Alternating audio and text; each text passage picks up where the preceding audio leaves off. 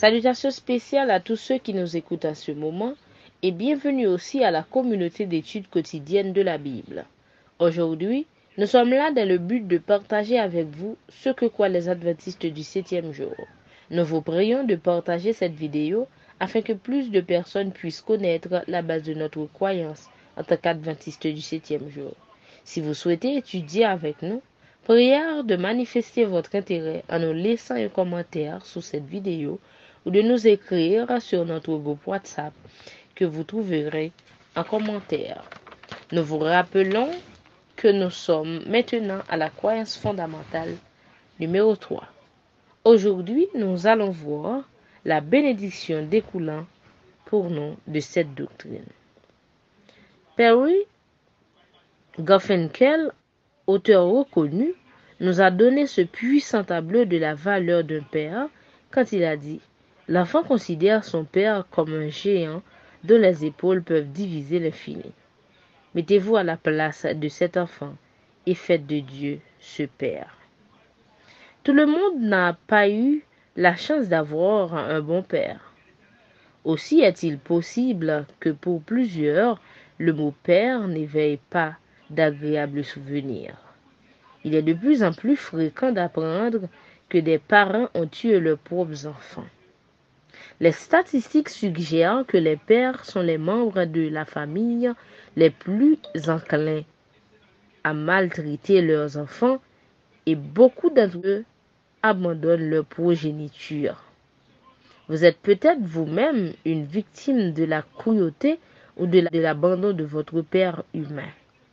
Cependant, Dieu est le meilleur père qui existe dans tout l'univers.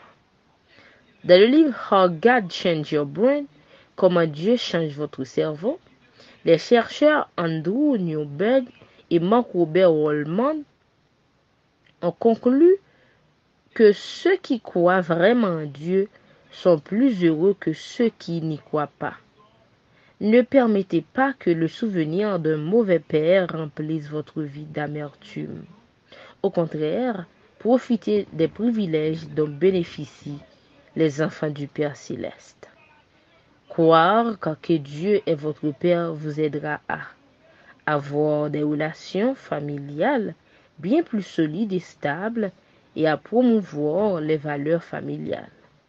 Développez une meilleure relation avec vos propres enfants. Prévenir l'usage de substances nocives pour la santé. Et enfin, être moins vulnérable à la dépression et au suicide. N'aimeriez-vous pas recevoir tous ces bénéfices? Cette doctrine nous permet de comprendre que Dieu est une personne. Un père n'est pas un concept, une idée ou un sentiment. C'est un être réel que nous pouvons apprendre à bien connaître, de qui nous pouvons nous rapprocher, avec qui nous pouvons communiquer et que nous pouvons aimer. Par conséquent, Dieu notre Père étant réel, notre foi en son existence devient réelle et tangible. Le Père céleste souhaite ardemment établir et entretenir des relations stables avec chacun de nous. Une relation père-enfant, perpétuelle, indissoluble. Il nous invite à l'accepter, étant le seul capable de nous donner le salut, la vie éternelle. Son amour pour nous est éternel et il veut nous apprendre à l'aimer en retour. De ce même amour, inaltérable et impérissable, dont lui seul est la source. Merci de nous avoir suivis attentivement. Le rendez-vous, c'est pour demain, où nous allons continuer avec la croyance fondamentale numéro 4. Nous allons parler du Fils, à savoir Jésus. Au revoir.